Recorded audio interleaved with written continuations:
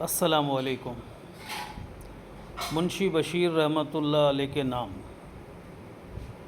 مکرم و محترم جناب منشی بشیر صاحب، السلام علیکم ورحمۃ اللہ۔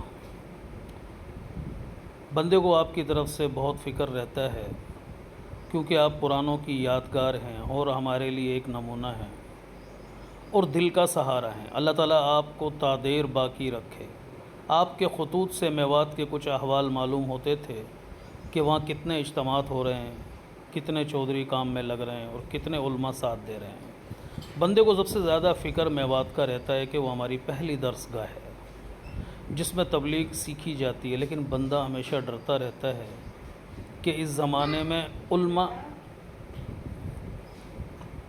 بننے بند ہوتے جا رہے ہیں، اس زمانے میں علماء بننے بند ہوتے جا رہے ہیں اور میرے جیسے مولوی زیادہ ہوتے جا رہے ہیں، تو عوام کس طرح دین میں آگے بڑھیں گے اور نفس و شیطان اور کافروں کے جالوں سے کیسے بچیں گے؟